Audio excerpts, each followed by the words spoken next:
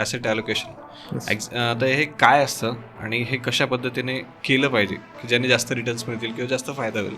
जसं मी म्हटलं, market correction एक नेहमी ऑपॉर्च्युनिटी राहते.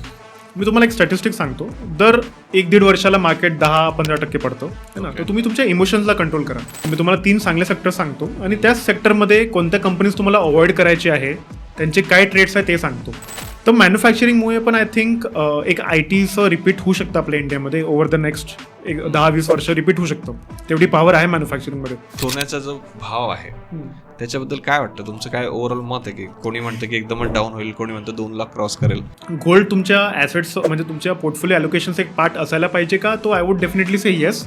आणि अशा कुठल्या गोष्टी आहेत समजा की ज्या इन्व्हेस्टिंग करताना जे नवीन इन्व्हेस्टर्स आहेत की त्यांनी लक्षात ठेवल्या पाहिजे की हे रूल्स तरी निदान फॉलो केलेच पाहिजे? सध्या जे मिडल क्लास लोकांचा प्रॉब्लेम हाच असतो की एक तर सॅलरी कमी असते, बरोबर, त्यात खर्च जास्त असतो, करेक्ट. आणि मग इन्व्हेस्टमेंट कशी करायची समजा, मग त्याच्यावरती काही सोल्युशन नाही का? कारण तुम्ही जितकं लेट SIP चालू करणार तितकं तुम्हाला जास्त इन्व्हेस्ट करावं लागेल. आता सध्या ना मार्केट खूप जास्त पडतंय, बरोबर, आणि मोस्टली लोक हाच सल्ला देतात की जेवढं जास्त मार्केट पडेल तेवढं तुम्ही आणखी बाय करा आणि ॲव्हरेज करा, करेक्ट, बाय ऑन डिप्स वगैरे असं काहीतरी म्हणतात त्याला. येस. तर या गोष्टी खरंच फायद्याच्या असतात का? याने खरंच म्हणजे जास्त फायदा होतो की लॉस होतो?